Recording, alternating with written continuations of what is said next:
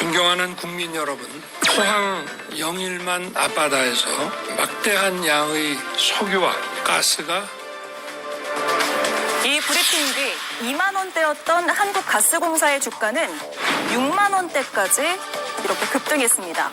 하지만 어제 산자부가 대왕고래 프로젝트가 사실상 실패임을 선언하면서 오늘 주가는 14% 가까이 급락했습니다. 예산도 낭비됐습니다. 시추에는 이미 1,000억 원이 들어갔고 1인 기업 액트지오사에 40억 원의 용역비를 지급한 걸로 알려졌습니다. 세계 최고 수준의 미국의 액트지오사에 여기에 황당함을 더하는 건 예상 매장량이 단 몇 달 사이 180배가 됐다는 소식이었습니다. 한 보도에 따르면 지난해 2월까지만 해도 이 프로젝트의 예상 매장량은 11조 원 규모였다고 합니다. 그런데 갑자기 4개월 사이 최대 2,000조 원 규모로 늘어났다는 겁니다. 네티즌들 사이에선 그래서 정부가 시세 조종을 한 게 아니냐 이런 의혹 제기까지 나오고 있습니다. 네, 어제 사실상의 실패 선언을 한 것이나 다름없다. 이런 분석들이 이어지고 있습니다. 물론 보는 시각에 따라서는 더 해봐야 된다. 이런 주장들도 나오고 있고요. 다만 어쨌든 경제성은 지금 예상보다는 훨씬 떨어지는 것으로 나타났다는 게 정부 고위 관계자의 설명입니다. 저기서 주목할 부분은 제일 아랫줄 산업통상자원부 고위 관계자입니다. 이동학 김윤영 위원께 질문 드릴게요. 저 발표할 때는 대통령, 산자부 장관이 얼굴까지 내밀면서 대대적으로 발표했는데 사실상의 실패 선언할 때는 고위 관계자가 익명을 요구하면서 했거든요. 이거 어떻게 봐야 됩니까? 처음부터 산자부가 이건 자신 있게 내놨던 프로젝트가 아니기 때문입니다. 원래 그냥 진행되고 있었던 상황이었는데 대통령이 갑자기 끼어들어가지고 대국민 발표를 했단 말이에요. 예. 장밋빛 전망이 있는 것처럼 발표를 했고 당시 야당이든 언론에서도 이거 사기극 아니냐라는 비판까지 나왔습니다. 그리고 당시 6월 3일입니다. 지난해 6월 3일 날 대통령이 오전에 급작스럽게 발표를 하고 산업부 장관이 뭐라고 얘기를 하면 삼성전자 시가총액의 5배에 달하는 수익을 얻을 수가 있다. 이런 식으로 말을 했습니다. 예. 이게 2천억이 넘는 금액이에요. 그러니까 국민들 입장에서는 이거를 과연 믿어야 될지 말아야 될지 이런 상황이었습니다. 그리고 계속해서 이것에 대한 어떤 이 검증을 또 하기 위해서 계속해서 야당에서 지적했던 것이 도대체 어떤 경로를 통해서 이것이 있다고 확신하고 또 어떤 근거에 의해서 대통령까지 그것을 국민들에게 알릴 정도로 나서야 될 수밖에 없는 그런 상황이냐. 이것에 대한 신빙성을 계속해서 저희들이 지적을 해왔는데 그것에 대한 대답을 하기 위해서 외국인 한 명 데려다가 뭔가의 기자회견을 하려고 했는데 그런 것에 있어서 국민을 설득하는 데도 굉장히 어려웠거든요. 예. 그런 지점에서 산자부 입장에서는 대통령도 탄핵 심판을 받고 있는 과정이고 산업자원부 장관도 본인의 의지가 아니었었기 때문에 아마도 국민들 앞에 상당히 명구스러웠을 것이다 라는 생각을 해봅니다. 예. 윤석열 대통령은 지금 직무정지 상태로서 어떻게 지금 발표할 수 있는 상황이 아니었고요. 그럼 이런 상황에서 누가 발표해야 되냐? 저는 개인적으로 이 사업의 가장 최고 책임자, 그러니까 대통령이 아닌 최고 책임자는 당연히 장관이겠죠. 장관이 발표했었어야 된다고 생각을 합니다. 누구든지 물론 실패의 멍해를 쓰고 싶지는 않았을 겁니다. 하지만 자원외교나 자원개발 자체는 실패 확률이 무지 높습니다. 어쩔 수 없이 실패를 담보하고 개발이나 사업을 뛰어들 수밖에 없는 상황입니다. 우리나라의 에너지 수입 의존도는 94%입니다. 우리나라는 어쩔 수 없이 좋든 싫든 그리고 실패를 담보로 하고서라도 반드시 에너지 개발을 할 수밖에 없는 숙명을 가진 나라입니다. 앞으로도 저희는 계속 에너지 확보를 위해서 여러 차례 이런 에너지 사업 개발을 많이 해야 됩니다. 이거는 보수 정권이라서 그런 게 아니라요. 김대중 정부 때부터 처음 저희가 에너지 개발에 대해서 계획을 수립을 했었을 만큼 에너지 개발의 필요성은 모두 다 가지고 있는 상황입니다. 그렇죠. 하지만 네. 이번 정권에서 특히 산업부 장관이 발표하지 않음으로써 어찌 보면 책임지지 않는 모습이 비춰질 수 있지 않겠습니까? 결국 이렇게 되면 사업 자체를 실행함에 있어서 실패를 담보로 할 수밖에 없는 사업 실패에서 소극적으로 될 수밖에 없다는 점에서 저 역시 이번에 익명으로서 이 발표를 했다는 점은 비판을 할 수밖에 없습니다. 예. 산자부 장관이 했어야 된다라는 의견이고요. 그런데 뭐 경제부총리가 했어야 되는 거 아니냐. 지금 권한대행이잖아요. 왜냐하면 산자부가 경제부총리 산하에 있기 때문에 그런 의견들도 있고 이 익명 발표에 대해서는 그리 좋은 평가가 지금 안 나오고 있는 것은 분명해 보입니다. 자, 그렇다면 발표 당시로 다시 한번 가보겠습니다. 지난해 6월 3일 갑작스럽게 이뤄진 국정 브리핑입니다. 포항 영일만 앞바다에서 막대한 양의 석유와 가스가 매장돼 있을 가능성이 높다는 물리탐사 결과가 나왔습니다. 최대 140억 배럴에 달하는 석유와 가스가 매장되어 있을 가능성이 매우 높다는 결과가 나왔고 유수 연구기관과 전문가들 검증도 거쳤습니다. 매장 가능성 140억 배럴 얘기를 하고 있는데 그 140억 배럴로 현재 가치로 따져보면 삼성 총 시총의 5배 정도가 됩니다. 예, 김성현 의원님. 네. 장관이 동의하지 않았기 때문에 익명으로 발표할 수밖에 없었다라고 앞서 이동학 의원은 짚어줬는데 김성현 의원 보기에도 같은 생각이세요? 일단 누구여도 발표하기가 쉽지는 않았을 겁니다. 왜냐하면 벼룩도 낯짝이 있기 마련이거든요. 대통령이 불과 6개월쯤 전에 대국민 브리핑을 통해서 대대적으로 홍보한 사업이에요. 근데 이거를 반년 만에 실패라고 얘기하기가 누구 입장에서 쉽겠습니까? 굉장히 어려운 일이죠. 우리나라는 정책 실명제라는 걸 하고 있습니다. 주요 국정 현안이라든가 100억 이상의 예산이 투입되면 그 사람이 이름을 걸고 정책을 하게끔 돼 있어요. 그런데도 불구하고 지금 익명으로 할 수밖에 없다. 이건 그만큼 사업을 시행할 당시에 공무원들이 본인들이 생각하기에 이건 타당한 사업이다 보다는 누군가 외부에서의 압력이 가해져서 억지로 했을 가능성이 있다. 예. 그러다 보니까 내 이름을 걸고 얘기할 수가 없는 상황인 거죠. 하물며 이미 1,000억이 들어간 사업이에요. 그러면은 이거에 대해서 비난은 쏟아질 수밖에 없거든요. 그런데 이걸 익명으로 발표한다? 이건 너무 무책임한 행태인 것 같고요. 용두사미도 어느 정도가 있어야지 국민들이 이해를 할 텐데 지금은 대왕고래의 고래는커녕 새우 한 마리도 못 건지게 생긴 상황이에요. 근데 이거 이대로 넘어가면 안 됩니다. 우리 이미 이 같은 일을 한번 경험한 적이 있어요. 이명박 때 자원외교한답시고 국민 혈세 엄청 끌어다가 수조 원 낭비하지 않았습니까? 근데 그거에 대해서 처벌 제대로 이루어졌습니까? 제대로 안 됐어요. 그러다 보니까 이런 게 계속 반복이 되는 거거든요. 그래서 저는 이번 일에 대해서 산업부에서 이거에 관련된 기한자, 기획자, 실행자, 관련자 모두 철저하게 감사하고 명확하게 처벌을 해야지 다시는 이런 일이 재발하지 않을 거라고 생각합니다. 예. 이게 익명 발표 여부를 떠나서 아예 법적 책임까지도 물을 수 있는 사안이다. 이 말씀이요? 당연합니다. 예. 한가선 의원 생각은요? 일단 정말 장관이 직접 앞에 나와가지고 이야기를 해야죠. 그러니까 윤석열 정부의 사람들은 참 일관되게 이렇게 좋은 이야기를 할 때는 앞에 나서는 걸 좋아하고 또 어떤 민망한 발표를 해야 될 땐 뒤로 숨는 것 같습니다. 근데 문제는 이런 어떤 정확한 진단, 근거에 의한 진단 없이 이렇게 국민적인 허풍을 떨었다는 게 문제잖아요. 뭐 예를 들어서 자원이 140억 배럴의 가치에 달한다, 삼성전자 시가총액의 5배 가치다, 뭐 2,000조 가치다 이런 이야기를 하는데 저는 좀 다른 이야기이긴 하지만 어떤 데자뷰가 떠올랐냐면요. 뭐 의료 대란 그 당시에 2,000명 의사 정원을 해야 된다라는 것에 대해서 예. 사람들이 다 이 기준이 뭐냐라는 걸 의문을 품었단 말이죠. 지금 실제로 이런 석유 업계의 전문가들도 2,000조 가치가 어디서 나온 거냐 그런 의문을 품거든요. 그렇기 때문에 이런 국가 운영에 있어서 어떤 계산을 할 때 뭔가 명확하지 않다라는 의구심이 계속 있는 것이고 네. 뭐 전버서 결정하는 거 아니냐 이런 조롱이 있는 이유가 그런 거라고 생각해요. 기준이 명확하지 않거든요.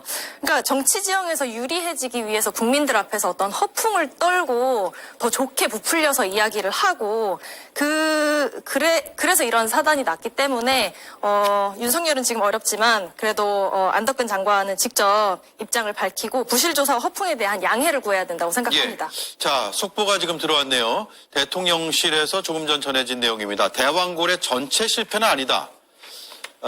어제 발표 이후에 사실상의 실패 선언이라고 언론이 대대적으로 지금 보도하고 있는 상황에서 전체 실패는 아니고 나머지 구조 탐사를 더 해봐야 한다. 탐사를 더 해봐야지 알 수 있지. 지금 완전한 실패라고 종지부를 찍을 수는 없다라는 대통령실의 입장이 저희 방송 직전에 나왔다는 점을 지금 속보로 전해드리면서 얘기를 이어갈게요. 자, 속보 자막을 조금만 더 유지해 주시기 바랍니다. 예, 김윤영 의원님. 네.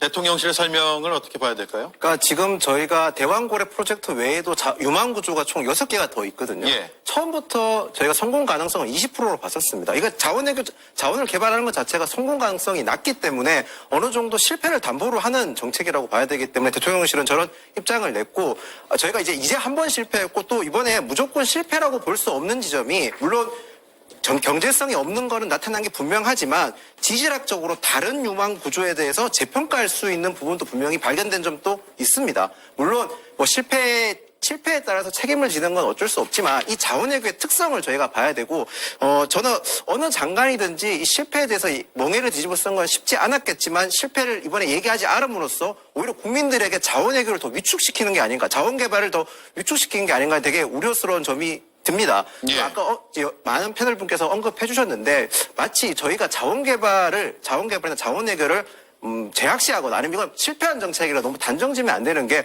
저희는 어쩔 수 없이 아까 누차 말씀드리지만 개발에 임할 수밖에 없는 상황입니다. 예. 성과를 20년, 30년 좀 긴 텀을 두고 다른 정책과 다르게 좀 단기간에 또는 10년, 5년 이렇게, 이것도 단기간으로 봐야 되는 겁니다. 자원 개발에 있어서만큼은. 그래서 오히려 20년, 30년 더 크게 봐야 되고, 물론 지적하신 대로 문제점들, 비리가 있다나 이런 점에서는 처벌해야 되는 거 저도 동감합니다. 하지만 절대로 자원 외교나 자원 개발을 위축시키거나 멈춰서는 안 된다는. 예, 물론이죠. 지금 우리가 얘기하는 게 자원 외교 자체를 부정하는 것은 아니니까요. 그리고 우리가 자원 부족 국가이기 때문에 이런 탐사, 시추에 대해서 이걸 하지 말자라는 취지의 논의를 지금 하고 있는 것은 아닙니다. 다만 우리가 오늘 더 얘기 나누겠지만 주가에 크게 영향을 미쳤고, 또 부당 이득을 챙긴 사람이 있지 않느냐라는 의구심으로 확대됐고, 그리고 대통령이 그 단계에서 그렇게 갑작스럽게 대대적으로 발표하는 게 맞았냐라는 정무적, 정치적 이런 비판이 고조되고 있기 때문에 그 점을 짚고 있다는 점을 다시 한번 정리를 하고 얘기를 나눌게요. 지금 산자부에서는 이런 얘기를 해요. 1차 발표 때 생각하지 못한 정무적 영향이 개입되는 과정에서 비유가 많이 부각됐다. 저 아마 비유는 삼성시총의 5배 이런 식의 표현일 것 같습니다. 물론 그 표현도 문제로 보입니다만 정무적인 영향이 뭘까요?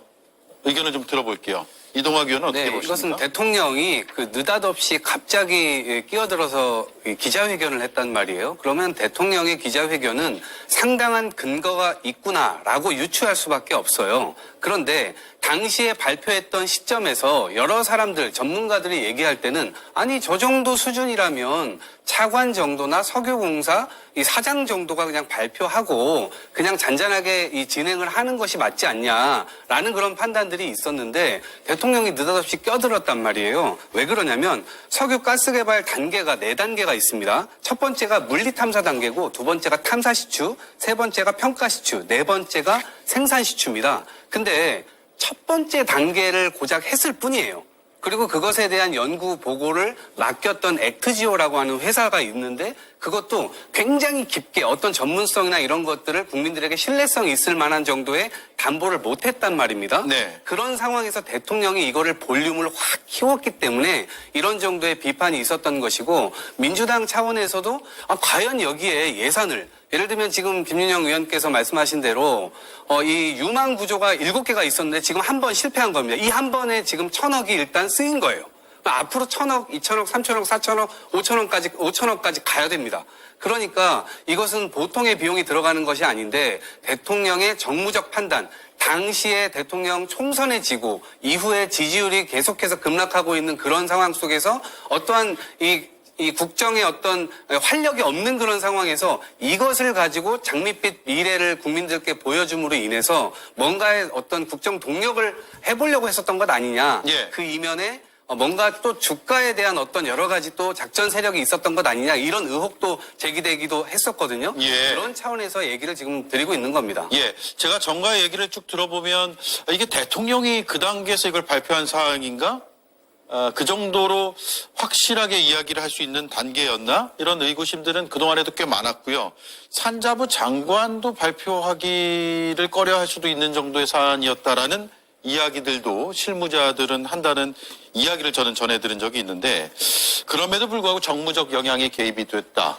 여기서 정무적 영향이라는 것은 대통령의 의지 혹은 대통령의 어떤 발표에 대한 욕심 이런 걸로 봐야 됩니까? 대통령의 의지를 아까 이동학 최고께서 말씀하신 이 대통령의 의지라는 점에서 뭐 비난할 수 있는 부분도 있다고 생각하는데, 저는 사실 장관의 의지도 있다고 생각을 합니다. 왜 그러냐면 삼성전자 시총의 5배라는 표현을 썼지 않습니까? 저희가 정책을 홍보할 때 있어서 국민들에게 최대한 이해를 쉽게 시키는 방안을 많이 강구를 합니다. 예. 정책 기반자들 입장에서는, 정책을 실행하는 입장에서는. 근데 그렇게 하는 이유는 본인의 성과를 가시하거나 조금 윗선에 대통령이라든지 아니면 그 위에 국민들에게 인정받기 위해서 그런 경우가 많거든요. 저는 물론 대통령께서 직접 발표하셨던 거는 물론 저 사업 자체를 성공시키겠다는 강한 의지를 비친 것도 있지만, 더 나아가서 장관 역시도 본인이 어느 정도 본인의 성과를 가시하고 싶은 욕구 때문에 욕심 때문에 그런 거 아니냐는 생각도 합니다, 저는. 예. 김성일 위원 생각은 어때요? 정무적 개입. 정무적 개입이라고 생각을 할 수밖에 없습니다. 그리고 그 정무적 개입이라는 것은 그냥 굉장히 윗선에서 작용을 했을 가능성이 높죠. 왜냐면은 굉장히 이례적인 일들이에요. 이 정도의 사안을 가지고 대통령이 직접 나서서 지금 성공 확률 아무리 최대로 잡아봤자 20%. 그러면 반대로 얘기하면 실패 확률이 80% 되는 거를 대통령이 직접 국민 앞에 호언장담을 한다. 이거 있기 어려운 일이거든요. 리스크가 더 크잖아요. 근데 그럼에도 불구하고 그때 당시에 정무적 상황상 총선 참패라든가 여러 가지 정치적으로 위기에 몰린 대통령이 그런 것을 돌파하고자 하려고 했던 것이 아닌가라는 합리적 의심이 가능한 상황이죠. 게다가 저 내용이요. 이제 뭐 얘기 그 당시에 충분히 했습니다만 액트지오라는 회사 하나가 지금 얘기했을 뿐이지 그 전에 이미 그 자리에 대해서 한국석유공사가 부정적인 의견을 낸 적도 있고, 또 우드사이드라고 대기업 역시 그런 석유가 나오기 어렵다라고 얘기한 적이 있는데 갑자기 작은 기업 하나가 그걸 했다고, 이런 게 있다고 그랬다고 그걸 들고 나와서 대통령이 직접 이야기한다? 구멍가게 평가를 들고 어떻게 사장이 이야기를 합니까? 네, 저는 그런 부분에 있어서 석연치 않은 부분들이 있기 때문에 정무적 개입이 있을 수밖에 없었다라는 생각을 좀 합니다. 예. 자, 그러면 나라 돈이 얼마나 들어가는지 앞서 이수진 앵커가 브리핑을 잘 해줬는데요. 시청자들이 특히 의문을 갖는 부분이 이 부분일 것 같습니다. 내가 낸 세금, 우리의 나라 돈이 어떤 방식으로 예산으로 투입이 돼서 실제로 쓰였느냐라는 점인데, 이동학 의원께 좀 짚어주기를 부탁을 드리겠습니다. 지금 대한고래 프로젝트에 대해서 1차, 그러니까 한 번 탐사 시추할 때마다 1,000억 원이 든다. 그렇습니다. 이게 대통령의 발표 내용이었고요.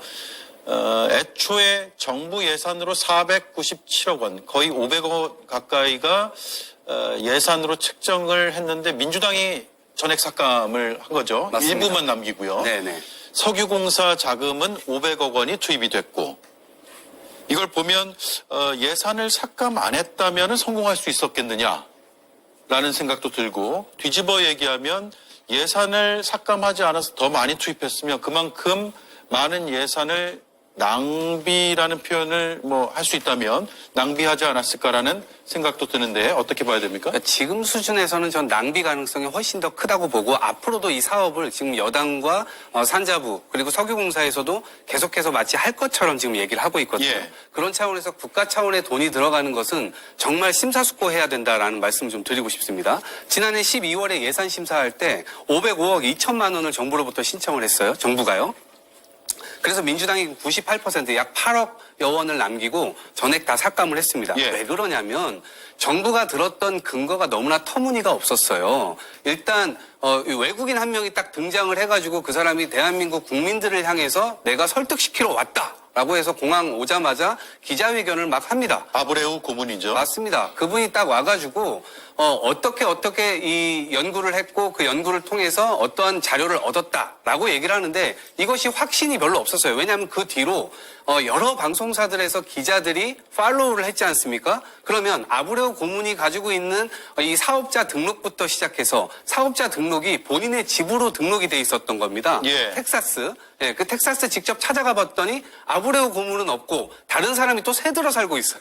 그러니까 아브레오 고문은 이미 브라질로 또 떠난 상태고 그 다음에 직원들이 막 있다고 하는데 전 세계에서 흩어져서 일을 한다고 해요. 그런데 그것이 도대체 어떻게 이 회사의 규모로 한 나라의 대왕고래 프로젝트, 이게 수천억이 들어가고 얼마가 수조 원이 들어가는 이런 프로젝트의 어떤 이 근거를 어떻게 이런 회사에 담을 수가 있겠냐. 아마 많은 국민들께서도 자원 개발이나 자원 탐사 이런 것들은 필요하다고 인정하실 겁니다. 저희 민주당도 당연히 집권하면 이런 거 해야 된다고 생각하는데 적어도 그 근거가 설득력이 좀 있어야 된다라고 생각을 하고 있거든요. 예. 그런 점에서 대단히 부족했다. 그리고 국민을 설득하는데 이 굉장히 불필요한 낭비들을 많이 하게 됐고 그런 지점에서 야당에서는 이것을 계속해서 낭비성 이 예산을 책정해 줄 수가 없었던 부분입니다. 예.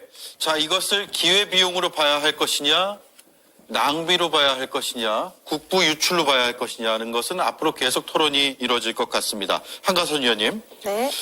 보도에 따르면 아브레오 고문이 용역료로 40억 원을 받고 돌아갔다. 네.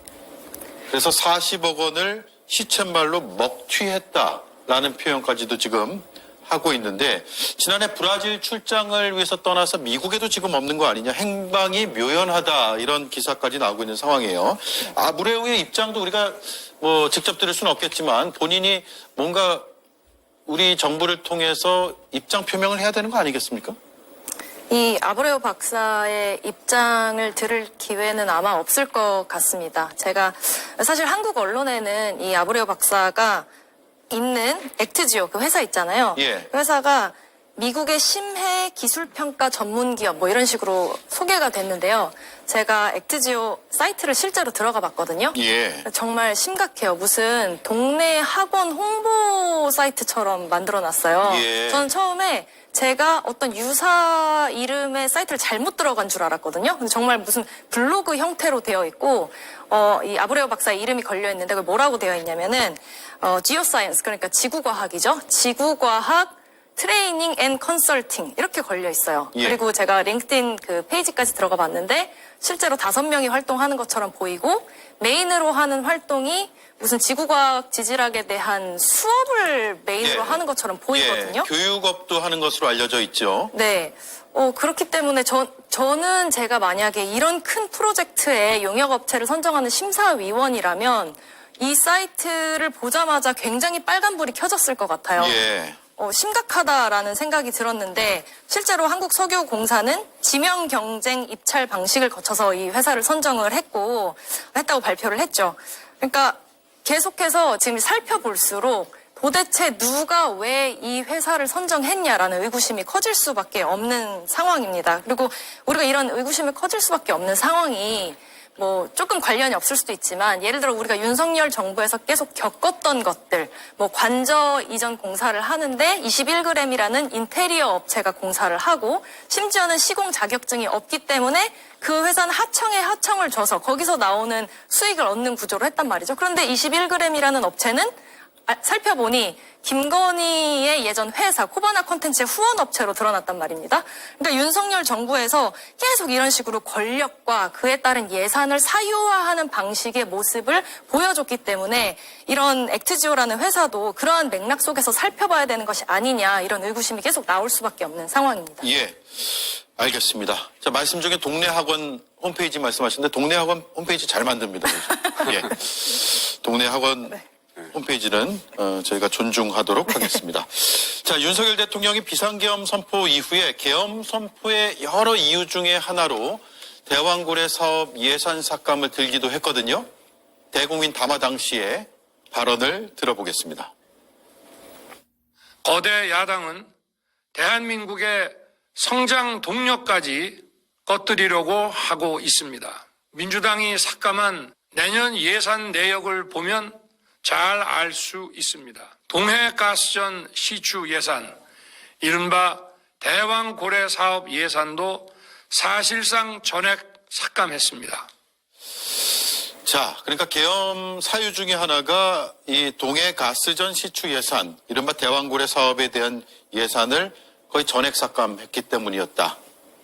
이게 야당의 폭정이고 이 때문에 뭐 이것만 이유는 아니겠습니다만 이런 이유를 포함해서 여러 이유로 비상계엄을 선포할 수밖에 없었다. 이렇게 대국민담에서 밝히고 있는데 산자부가 어제 브리핑을 한 그 시간에 탄핵 심판 6차 변론이 이뤄지고 있었는데 그 자리에 증인신문 출석을 했던 대통령실 경제수석은 예산을 삭감하면 석유개발 사업 쪽이 국정 마비된다 라고 했습니다. 그래서 예산 삭감이 국정 마비를 불러오고 그게 계엄의 사유다라는 것을 되풀이했거든요. 이제 와서 결과론적인 해석입니다만 저런 주장을 어떻게 받아들여야 됩니까? 이건 이동학 의원 드리고 김인영 의원께 드릴게요. 떼쓰기죠. 떼쓰기고 궤변입니다. 어제 저도 봤습니다만, 영상을 봤습니다만 경제수석이 제대로 된 답변을 하지 못하더군요. 왜 그러냐면 본인들이 기본적으로 대통령은 본인이 선이라고 생각하고 본인이 잘못하고 있다는 것을 인지하지를 못하고 있어요. 인정을 하지 않습니다. 그러니까 상대방이 모든 걸 다 잘못한다고만 생각을 합니다. 이번 예산과 관련돼서도 마찬가지예요.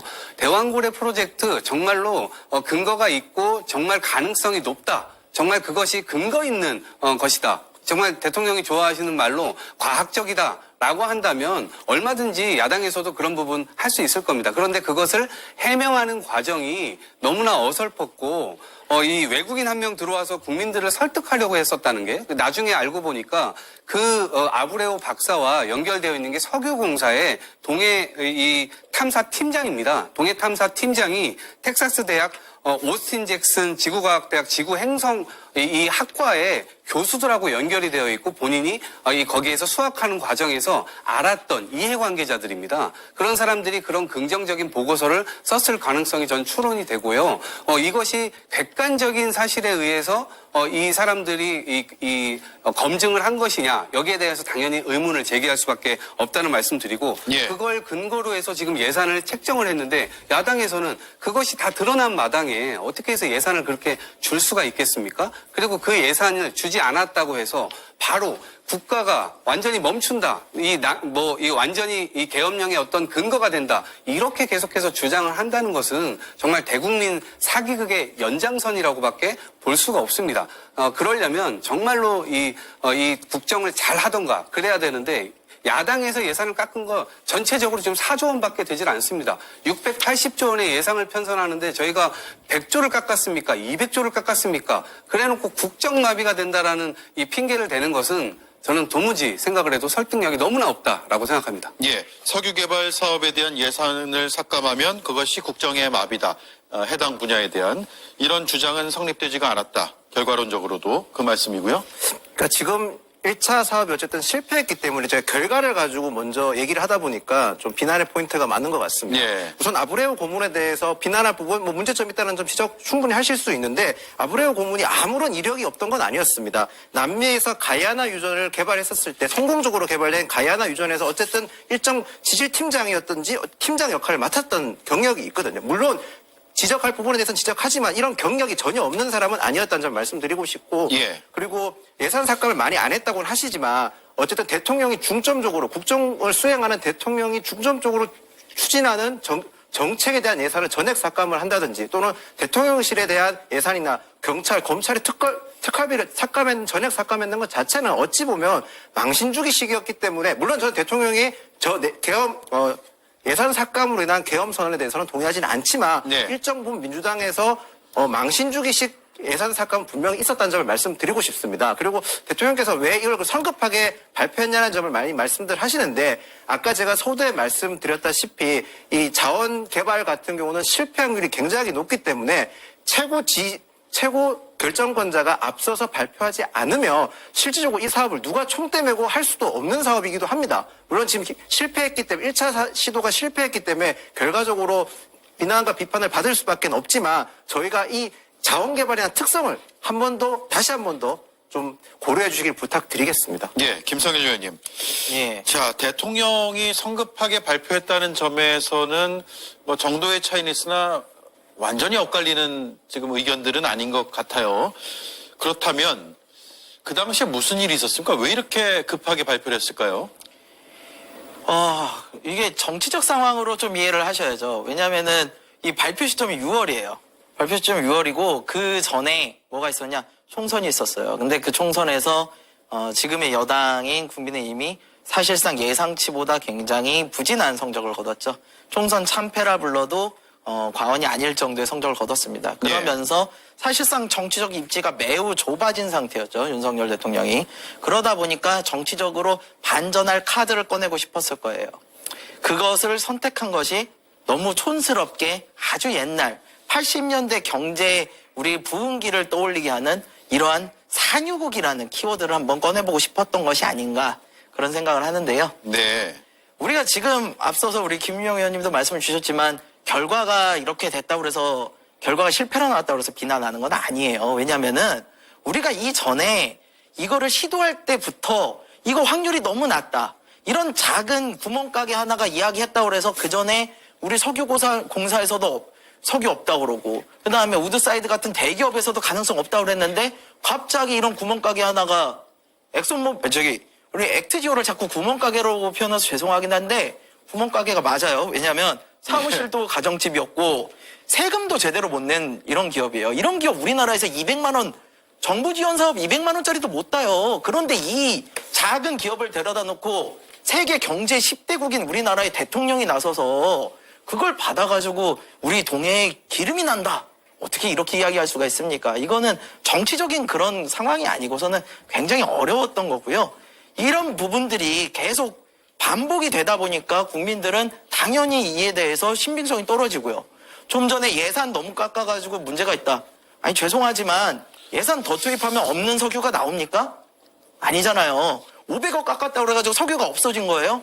아닙니다. 원래부터 없었던 거예요. 그러니까 이런 거에 대해서 더 이상 왈가불지 말고 저희가 과학기술이나 투자에 정치적인 이야기가 들어가면 더 이상 제대로 이야기가 안 됩니다. 그렇게는 좀 안 했으면 좋겠습니다. 예.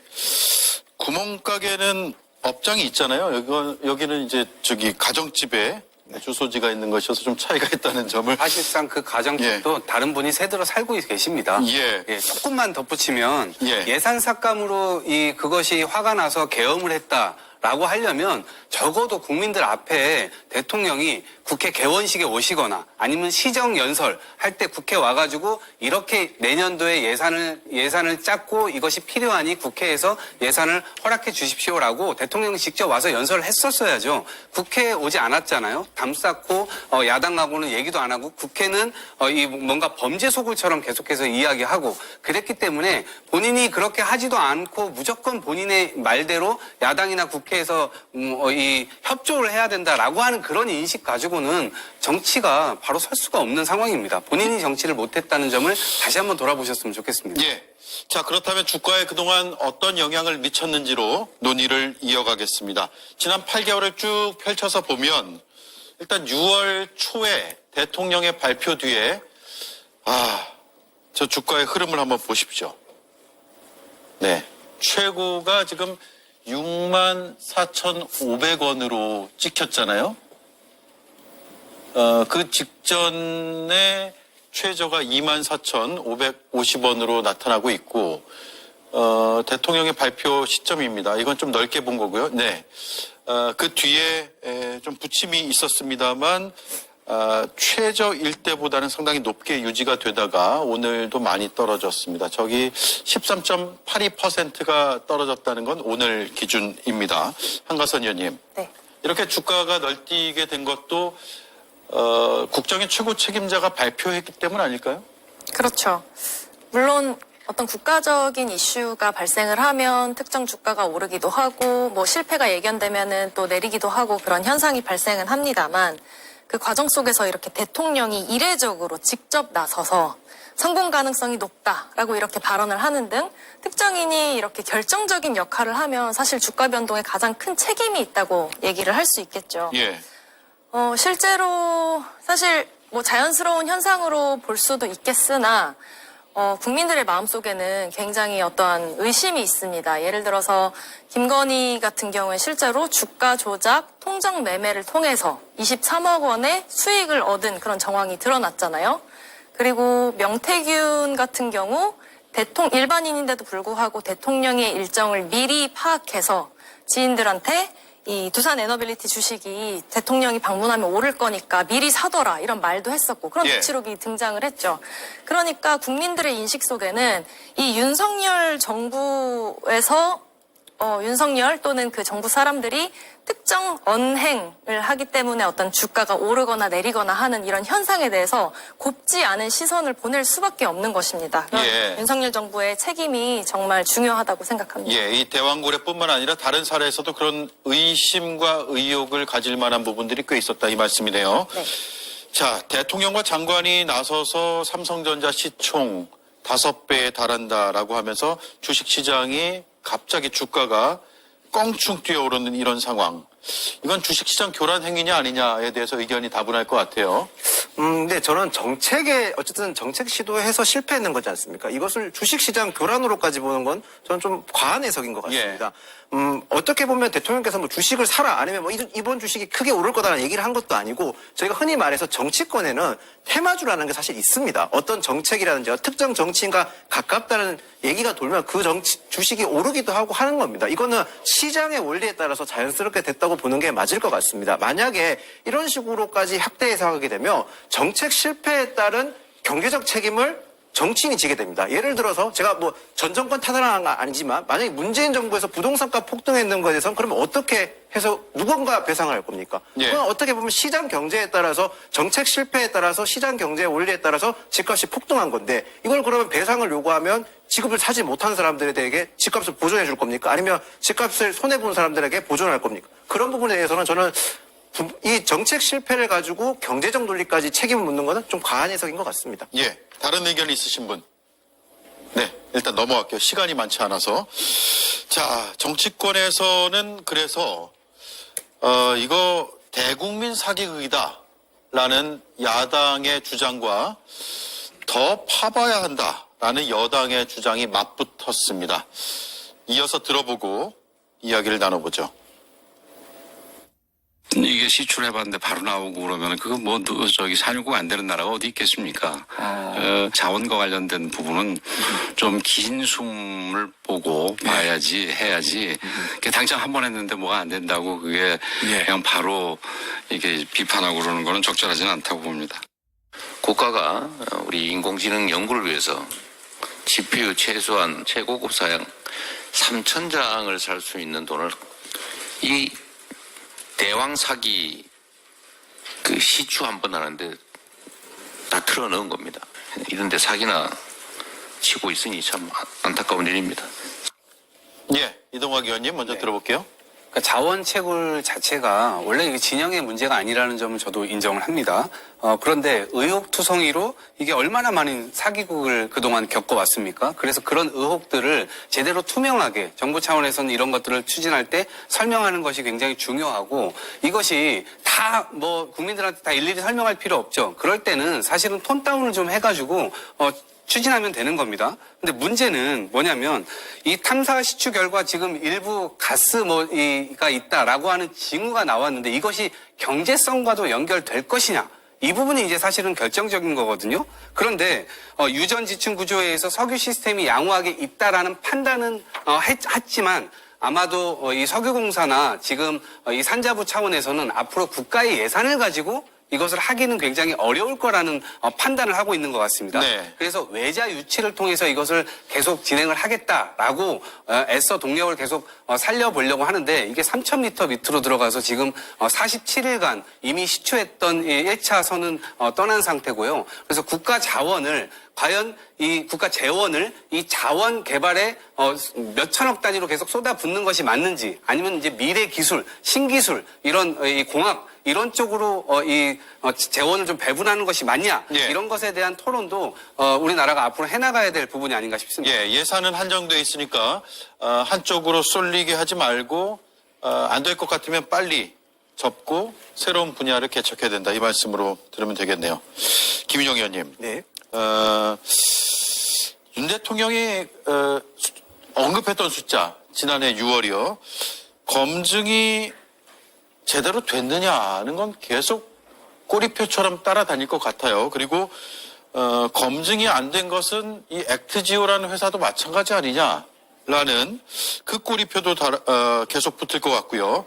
앞서 김성열 위원은 법적 책임 누구에게든 물어야 된다라고 하셨는데 정책적 실패와 법적 책임 문제를 어떻게 봐야 됩니까? 물론 정책 실패를 법적 책임으로 무조건 묻는 건 전 반대입니다. 하지만 김성열 의원께서 말씀하신 만약에 범죄 혐의가 있는 거에선 전 처벌해야 한다고 생각을 합니다. 예. 국가 예산이 많이 투입되었으니까 이 과정에서 합법적이지 않은 어떤 행위가 있었으면 처벌해야 된다. 그 점은 저도 동의를 합니다. 근데 자원개발 같은 경우는 리스크를 저감하느냐 아니면 차후에 훗날에 있을 이익을 증대하냐를 항상 고민이 많은 사업입니다. 예를 들어서 과거에는 히토류라는 강물 자체가 큰 경제성이 없었지만 최근에는 히토류가 굉장히 희귀한 강물이 되면서 폭등했지 않습니까? 예. 저희가 미래 사업에서 어떤 강물이 어떤 자원이 더 값어치가 있을지 예단하기는 어렵습니다. 그렇기 때문에 어쩔 수 없이 예산이 투입돼야 되고 그 예산에 어떻게 효율적으로 투입해야 될지는 여야가 더 나아가서 전문가들과 합의해야 될 부분은 분명히 있다고 생각을 합니다. 대통령께서 구체적인 수치를 밝힌 점에 대해서는 어찌 보면 전 이런 생각도 듭니다. 이 사업 자체가 자원 개발하는 사업 자체가 워낙 불투명하고 실패를 두려워할 수밖에 없는 사업이기 때문에 어쨌든 정책 최고 지휘권자로서 대통령께서 어떻게 보면 밑에 있는 직원들에게 사기를 복돋으면서 나아가면서 동시에 국민들에게도 설득하기 위해서 했던 방안도 있지 않았을까라는 생각도 저는 하게 됩니다. 예. 자, 시간이 얼마 남지 않았는데 제가 나머지 이제 두 분께 김성열 한가선 의원께 질문을 드리기 전에 대통령실에서 했던 설명하는 거는 오늘 오후 늦게 나왔어요. 제가 자세히 한번 다시 반론 차원에서라도 전해드리도록 하죠. 이번에 잠정 결과라고 표현했고, 그러니까 최종 결과가 아니라 잠정 결과라고 했고, 대왕굴에 대한 단정적인 결론이 아니다. 나머지 6개 유망 구조에 대한 탐사 시추도 해봐야 하기 때문에 동해 심해 가스전 전체 실패를 의미하는 것은 아니다라고 대통령실의 관계자가 언론에 전했다는 점을 말씀을 드리고 김성열 한가선 의원님 한 말씀씩 듣겠습니다. 대통령실의 저런 이야기는 결국 나머지 시추도 해보겠다라는 이야기로 들리는데요. 예, 해보십시오. 근데 그거 세금으로 하지 말았으면 좋겠습니다. 저희가 이미 예상부터 실패 가능성이 너무 높았던 사업을 무리하게 끌어온 거는 대통령실 아닙니까? 그리고 지금 결과가 나왔잖아요. 그런데도 더 해봐야 되겠다는 겁니까? 국민 세금이 자기들 쌈짓돈입니까? 그렇게 쓰면 절대 안 됩니다. 그리고 우리가 양치기 소년의 말을 믿지 못하는 건요. 그동안 거짓말이 반복되었기 때문이에요. 지난 2009년 하베스트 에너지에 투자했을 때 이명박 정부가 자원외교라고 포장해서 4조 원을 들여가지고 하베스트 에너지를 샀습니다. 석유 한 방울 못 뽑아내고 2조 원이 넘는 세금을 날렸어요. 그런데 지금 이제 와서 또 똑같은 상황이 벌어졌는데 이걸 국민들이 어떻게 믿겠습니까? 앞에서 김윤영 의원 말씀 주신 것처럼 자원개발은 믿음으로 시작을 해야 되는 부분이 있어요. 근데 그 믿음을 누가 다 날렸습니까? 앞으로 우리나라의 자원개발은 더 힘들어질 거예요. 그러니까 지금이라도 이런 가능성 없는 사업은 빨리 접고 우리가 리튬이나 히토류 같은 2차 전지 미래 산업을 위한 광물에 좀 투자를 했으면 좋겠습니다. 예, 양치기 소년 표현을 쓰셨네요. 양치기 소년은 마지막에 후회를 했죠. 네. 한가선 의원님. 네. 국가의 이런 자원 개발 프로젝트는 정쟁의 요소가 아니잖아요. 근데 계속 마치 여야가 무슨 부딪히는 입장을 갖고 있는 것처럼 프레임화를 해서 정치적으로 이용하는 것이 더 큰 문제라고 생각을 하거든요. 그러니까 사실 액트지오 같은 이런 부실업체가 아니라 정말 누가 봐도 신빙성이 있어 보이는 전문 업체가 이런 절차적인 문제 없이 잘 진행이 됐더라면, 국민의 신뢰를 산 상태에서 프로젝트가 진행됐더라면 여야 할 것 없이, 정부 국회 할 것 없이 합심해서 더 예산을 끌어와서 투자를 하고 프로젝트를 진행을 했겠죠. 그런데 이런 절차적 문제가 계속 제기되는 것이니까 이제 문제가 되고 있는 것이고요. 국회의 탓을 자꾸 하잖아요. 이런 예산 삭감 때문에 프로젝트가 마치 실패한 것처럼 표현을 하는데, 그러면 만약에 계속 이제 6번 더 해서 1,000억 원씩 6번 돼서 6,000억이 더 들었는데도 이런 경제적인 효과가 미미하다라는 결과가 나오면, 그러면 그때는 국회가 참 성견지명이 있었다라고 인정을 할 것인지 좀 굉장히 궁금합니다.